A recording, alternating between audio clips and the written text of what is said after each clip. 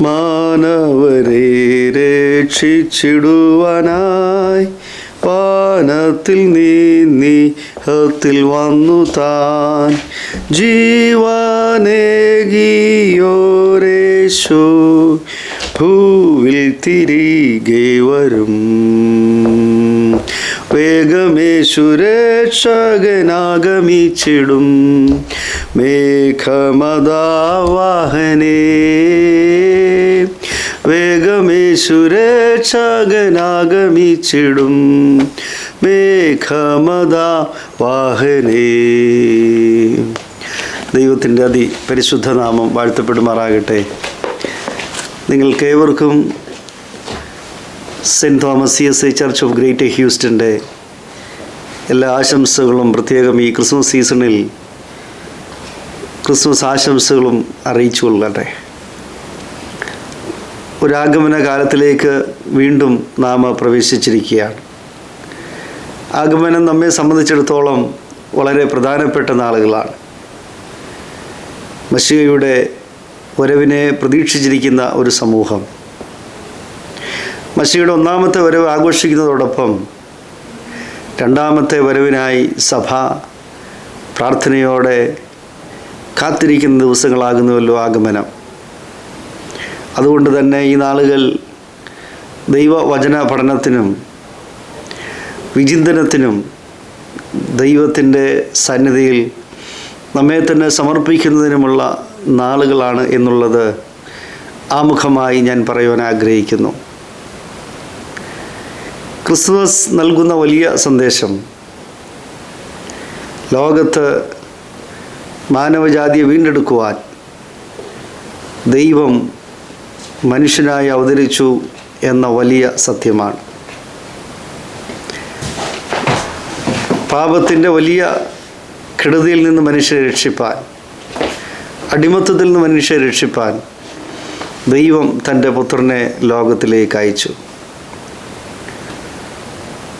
അത് ഏറ്റവും വലിയ അത്ഭുതവും ഏറ്റവും വലിയ സമ്മാനവുമാണ്.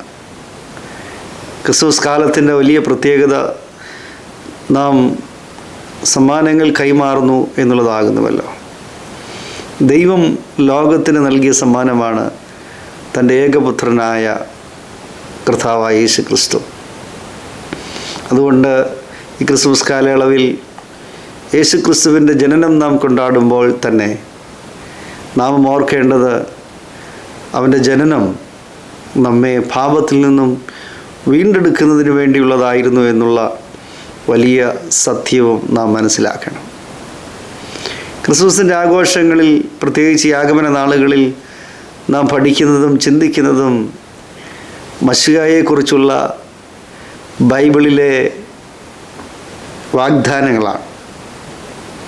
പ്രത്യേകിച്ച് പഴയ നിയമത്തിൽ പ്രവാചകന്മാർ മശിഹയുടെ വരവിനെക്കുറിച്ച് പ്രവചിക്കുന്നുണ്ട്. പുതിയ നിയമത്തിലേക്ക് വരുമ്പോൾ യേശു ക്രിസ്തുവിൻ്റെ ജനനത്തിലൂടെ ആ പ്രവചനങ്ങൾ പൂർത്തീകരിക്കപ്പെടുകയാണ് ചെയ്യുന്നത്. മാത്രമല്ല, പുതിയ നിയമ വിശ്വാസികളായ ഞാനും നിങ്ങളും കർത്താവിൻ്റെ രണ്ടാമത്തെ വരവിന് വേണ്ടി ഒരുങ്ങി കാത്തിരിക്കുന്നവർ കൂടിയാണ്. അങ്ങനെ ഈ ആഗമന കാലഘട്ടം ഭൂതകാലത്തെയും വർത്തമാനകാലത്തെയും ഭാവി കാലത്തെയും ബന്ധിപ്പിക്കുന്ന ഒരു അർത്ഥവത്തായ ഒരു കാലഘട്ടമാണ് എന്ന് പറയുന്നതിൽ തെറ്റില്ല. ഞാനും നിങ്ങളും ഈ കാലഘട്ടങ്ങളിൽ പ്രാർത്ഥനയോടെ കർത്താവിൻ്റെ വരവിനെ നോക്കി പാർത്തിരിക്കുവാൻ കഴിയുന്നുവെങ്കിൽ അതുതന്നെയാണ് ഏറ്റവും അർത്ഥപൂർണമായിട്ടുള്ള ക്രിസ്മസ് ആഘോഷം എന്ന് പറയുവാൻ ഞാൻ ആഗ്രഹിക്കുന്നു. യേശു ക്രിസ്തുവിൻ്റെ ജനനവുമായി ബന്ധപ്പെട്ട് അനേക സംഭവങ്ങൾ, അതിന് ബേർത്ത് നരേറ്റീവ്സ് എന്നാണ് വിളിക്കപ്പെടുന്നത്, സുവിശേഷങ്ങളിൽ രേഖപ്പെടുത്തിയിട്ടുണ്ട്. അതെല്ലാം തന്നെ നമ്മുടെ പ്രതീക്ഷകൾക്കും അല്ലെങ്കിൽ നമ്മുടെ ചിന്തകൾക്കും അപ്പുറമായിട്ടുള്ള മഹാത്ഭുതമായി നമുക്ക് കാണുവാനായിട്ട് സാധിക്കുന്നത്. കാരണം യഹോവയായ ദൈവം തന്നെ ജഡ അവതാരമെടുക്കുക, ഒരു ദൈവം മനുഷ്യനായി തീരുക എന്ന് പറയുന്നത് തന്നെ മനുഷ്യ ചിന്തകൾക്ക് അതീതമാണ്. അതുമാത്രമല്ല, അവൻ ഒരു കാലിത്തൊഴുത്തിൽ ഏറ്റവും ഹമ്പിളായിട്ടുള്ള, ഏറ്റവും ലളിതമായിട്ടുള്ള, ഏറ്റവും താഴെ നിലവാരത്തിലുള്ള ഒരു ജീവിത സാഹചര്യങ്ങളിലേക്ക് ഇറങ്ങി വരികയും അതുമായി അനുരൂപപ്പെടുകയും അങ്ങനെ മനുഷ്യനോട് ചേർന്ന് ജീവിക്കുകയും മനുഷ്യന് വേണ്ടി തൻ്റെ ജീവനെ മറുവിലയായി നൽകുകയും ചെയ്തു. ഇതൊക്കെയും നമ്മുടെ മാനുഷികമായ ചിന്തകൾക്ക് അപ്പുറമായിട്ടുള്ള യാഥാർത്ഥ്യങ്ങളാണ്. ഈ ക്രിസ്മസിൽ പലപ്പോഴും നാം അതിനെക്കുറിച്ച് ചിന്തിക്കാതെ പോകുന്നു എന്നുള്ളതും ഈ തരുണത്തിൽ ഒരു ശ്രദ്ധേയമായ കാര്യമാണ് എന്ന് ഞാൻ ഓർമ്മപ്പെടുത്തട്ടെ. അതുകൊണ്ട് യേശുക്രിസ്തുവിൻ്റെ ജനനം എന്ന് പറയുന്നത് തന്നെ സാധാരണക്കാരനോട് അനുരൂപപ്പെടുന്ന ദൈവത്തിൻ്റെ ഒരു പ്രവൃത്തിയാണ്. താൻ ഒരു കാലിത്തൊഴുത്ത് തിരഞ്ഞെടുത്തു. ബേത്ലഹേം എന്ന് പറയുന്ന ഒട്ടും പ്രശസ്തമല്ലാതിരുന്ന, യാതൊരു പേരും പെരുമയും ഇല്ലാതിരുന്ന ഒരു നഗരം തൻ്റെ ജനനത്തിനു വേണ്ടി തിരഞ്ഞെടുത്തു എന്നുള്ളത് തന്നെ ഈ ദൈവത്തിൻ്റെ അത്ഭുത പ്രവൃത്തിയായി നമുക്ക് കാണുവാനായിട്ട് കഴിയും. നാം ജീവിക്കുന്ന ചുറ്റുപാടുകളും നാം ജീവിക്കുന്ന വർത്തമാന കാലഘട്ടവും എപ്പോഴും പേരിൻ്റെയും പ്രശസ്തിയുടെയും വലിയ ആഡംബരങ്ങളുടെയും പുറകെ പോകുന്നൊരു ലോകമാണ്. അതിനെ അനുഗമിക്കുവാനായിട്ട് ആഗ്രഹിക്കുന്നവരാണ് ഭൂരിപക്ഷം പേരും. എന്നാൽ ദൈവം തിരഞ്ഞെടുക്കുന്നത് ഏറ്റവും ലളിതമായും ഏറ്റവും അപ്രധാനവുമായിട്ടുള്ള ഒരു ജീവിത രീതിയും ഭൂപ്രദേശവുമാണ് തൻ്റെ പുത്രനെ അയക്കുന്നതിന് വേണ്ടി എടുക്കുന്നത് എന്നുള്ളത് ഈ ക്രിസ്മസ് നമുക്ക് തരുന്ന വലിയൊരു സന്ദേശമാണ്. മാത്രമല്ല, മാലാഖമാരുടെ മനോഹരമായ പാട്ടിൽ സർവ്വജനത്തിനും ഉണ്ടാകുവാനുള്ള വലിയ ഒരു രക്ഷയായി യേശു ക്രിസ്തുവിൻ്റെ ജനനത്തെ വർണ്ണിക്കുന്നുണ്ട്. അതുകൊണ്ട് പിതാവായ ദൈവം തൻ്റെ പുത്രനെ ലോകത്തിലേക്ക് അയക്കുന്നത് അതൊരു പ്രത്യേക ജനവിഭാഗങ്ങൾക്ക് വേണ്ടിയോ, ഒരു പ്രത്യേക രാഷ്ട്ര സംവിധാനങ്ങൾക്ക് വേണ്ടിയോ, ഒരു പ്രത്യേക ഭൂപ്രദേശങ്ങളിൽ താമസിക്കുന്നവർക്ക് വേണ്ടിയോ മാത്രമല്ല, മറിച്ച് എല്ലാവരെയും ഉൾക്കൊള്ളുന്ന ഒരു ദൈവം, എല്ലാവരെയും മകനും മകളുമായി ആക്കി തീർക്കുവാൻ ആഗ്രഹിക്കുന്നതായിട്ടുള്ള, തൻ്റെ രാജ്യത്തിൻ്റെ ഭാഗമാക്കി തീർക്കുവാനായിട്ട് ആഗ്രഹിക്കുന്ന ഒരു ദൈവത്തെക്കുറിച്ചുള്ള സന്ദേശവുമാണ് ക്രിസ്മസ് എനിക്കും നിങ്ങൾക്കും പങ്കുവയ്ക്കുന്നത്. അതുകൊണ്ട് ഇത് മാനവരാശിയുടെ, മാനവ ജനതയുടെ അവരുടെ ജീവിതത്തെ സംബന്ധിച്ചിടത്തോളം മൂല്യങ്ങളെ ഉയർത്തി കാണിക്കുന്ന ഒരു വസ്തുതയും കൂടെയാണ് എന്ന് ഞാൻ പറയുവാനായിട്ട് ആഗ്രഹിക്കുകയാണ്.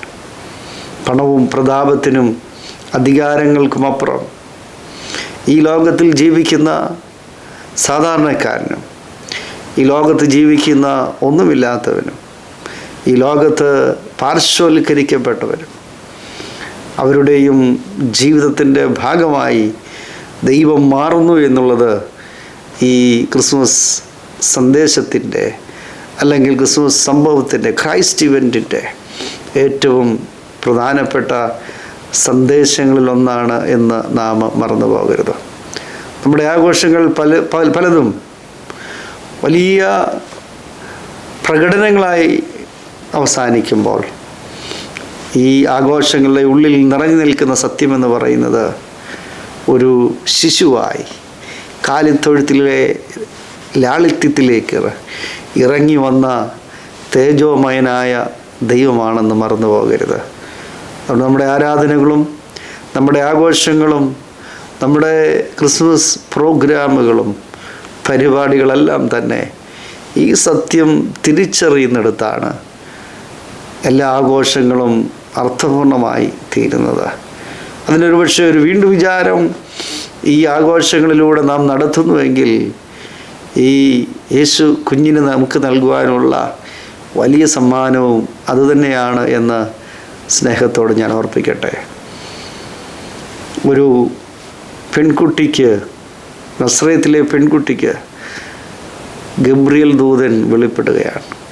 അവൾ ഒരു വിവാഹത്തിന് വേണ്ടി ഒരുങ്ങി കാത്തിരിക്കുന്നു. ഒരു കുടുംബത്തിലേക്ക് പ്രവേശിപ്പാനായിട്ട് ഒരുക്കങ്ങൾ ചെയ്യുന്നു. ദൈവത്തിൻ്റെ ചോദ്യം, എൻ്റെ പുത്രനെ തൻ്റെ ഉദരത്തിൽ വഹിക്കുവാൻ നിനക്ക് സമ്മതമാണോ? മറിയയുടെ മറുപടി ശ്രദ്ധേയമാണ്. ഇതാ ഞാൻ കർത്താവിൻ്റെ ദാസി. ദൈവഹിതത്തിന് വിധേയപ്പെടുവാനുള്ള ഒരു ആഹ്വാനവും കൂടിയാണ് ക്രിസ്മസ്. നമ്മുടെ ഹിതങ്ങൾ മാത്രമാണ് നിറവേറ്റപ്പെടുവാൻ നമ്മൾ എപ്പോഴും ആഗ്രഹിക്കുന്നത്. എൻ്റെ ആവശ്യങ്ങൾ, എൻ്റെ കുടുംബത്തിൻ്റെ ആവശ്യങ്ങൾ, എൻ്റേത് എന്നുള്ള ഒരു വലിയ ലോകത്താണ് നമ്മൾ ജീവിക്കുന്നത്. അങ്ങനെ ഒരു ലോകത്ത് ജീവിച്ച ഒരു സാധാരണ പെൺകുട്ടിയോട് ദൂതൻ ചോദിക്കുന്നു, നിൻ്റെ ഉദരം എൻ്റെ ദൈവത്തിൻ്റെ പുത്രന് ജന്മം നൽകുവാൻ നീ നൽകുമോ? ലോകജനതയുടെ പാപങ്ങളെ മോചിപ്പിക്കുന്ന രക്ഷകന് ഭൂമിയിലേക്ക് അവതരിക്കുവാൻ നിൻ്റെ ഗർഭപാത്രം നൽകുവാൻ നീ തയ്യാറാണോ? മറിയുടെ മറുപടി, ഇതാ ഞാൻ കർത്താവിൻ്റെ ദാസി. പലപ്പോഴും നമ്മുടെ ഹിതങ്ങളും ദൈവഹിതങ്ങളും തമ്മിൽ നാം തുലനം ചെയ്യുമ്പോൾ നമ്മുടെ ഹിതങ്ങൾക്ക് വേണ്ടി അത് നിറവേറ്റുവാൻ വേണ്ടി വെമ്പൽ കൊള്ളുന്ന ഒരു സമൂഹത്തിലാണ് ഞാനും നിങ്ങളും ജീവിക്കുന്നത്. എപ്പോഴും എൻ്റെ ഹിതം നിറവേറ്റണം എന്നുള്ള ആഗ്രഹം നമ്മൾക്കുണ്ട്. വർത്തമാനകാല ലോകത്തിലെ മനുഷ്യൻ്റെ ജീവിതം അതാണ് നമ്മെ പഠിപ്പിക്കുന്നത്. എൻ്റേത് എന്ന് നാം പറയുന്നു. ഒരു എഴുത്തുകാരൻ പറഞ്ഞു, we are living in a grabbing culture. പിടിച്ചെടുക്കുന്ന, എല്ലാം എൻ്റേതാക്കി മാറ്റുന്ന, കവർന്നെടുക്കുന്ന ഒരു ലോകത്ത് മറിയ ഒരു മാതൃകയായി നിൽക്കുകയാണ്. തൻ്റെ ജീവിതവും കർത്താവിന് അവതരിക്കുവാനായിട്ട് തന്നെത്താൻ സമർപ്പിക്കുന്നു എന്ന് ഈ ആഘോഷങ്ങൾ ആഘോഷിക്കപ്പെടുമ്പോൾ ഞാനും നിങ്ങളും ഓർത്തിരിക്കേണ്ട വലിയ കാര്യമാണ്. നാം ഇടയന്മാരെക്കുറിച്ച് ചിന്തിക്കാറുണ്ട്. ഇടയന്മാർക്ക് പ്രത്യക്ഷനാകുന്ന മാലാഖവൃന്ദം അവർക്ക് നൽകുന്ന സന്ദേശം ഉൾക്കൊണ്ട് അവർ ആ രാത്രിയിൽ തന്നെ ബേത്ലഹേമിലേക്ക് പോകുന്നതായിട്ടാണ് നാം വായിക്കുന്നത്. ബന്ധപ്പെട്ടവർ എഴുന്നേറ്റ് ബേത്ലഹേമിലേക്ക് യാത്രയായി. കാരണം ഞങ്ങൾക്ക് വേണ്ടി ഒരു രക്ഷകൻ, ഞങ്ങളെ രക്ഷിക്കുന്ന ഒരു ദൈവം കാലത്തൊഴുത്തിൽ ജാതനായിരിക്കുന്നു, ഒരു ശിശുവായി അവതരിച്ചിരിക്കുന്നു എന്നുള്ള വർത്തമാനം അവർ കേട്ടപ്പോൾ യേശു കുഞ്ഞിനെ കാണുവാൻ അവർ യാത്ര തിരിക്കുകയാണ് ചെയ്യുന്നത്. ഒരുപക്ഷെ അവിടെയും അവർ ചെയ്യുന്നത് ദൈവഹിതത്തിന് തങ്ങളെ തന്നെ സമർപ്പിക്കുകയായിരുന്നു. വീണ്ടും യോസഫിനെ കുറിച്ച് നാം ചിന്തിക്കുമ്പോൾ നമുക്കറിയാം, യോസഫ് മറിയെ ഉപേക്ഷിക്കുവാനായിട്ട് രഹസ്യത്തിൽ ഉപേക്ഷിക്കുവാൻ തയ്യാറായിക്കൊണ്ടിരിക്കുകയായിരുന്നു. എന്നാൽ സ്വപ്നത്തിൽ യോസഫിനോട് ദൂതൻ പറഞ്ഞു, അവളെ ചേർത്ത് കൊള്ളുവാൻ നീ ശങ്കിക്കേണ്ട. യോസഫ് തൻ്റെ ജീവിതത്തിൽ ദൈവ പ്രവൃത്തി നിറവേറ്റപ്പെടുവാൻ തൻ്റെ എല്ലാ ഹിതങ്ങളും അവിടെ ഉപേക്ഷിക്കുകയാണ് ചെയ്യുന്നത്. അതുകൊണ്ട് ക്രിസ്മസ് ആഘോഷങ്ങൾ നമ്മുടെ ജീവിതത്തിൽ നമ്മെ ഓർമ്മപ്പെടുത്തുന്ന വലിയൊരു സത്യം, ദൈവഹിതത്തിന് വിധേയപ്പെടുക, വിധേയനാകുക എന്നുള്ള വലിയ സന്ദേശമാണ്.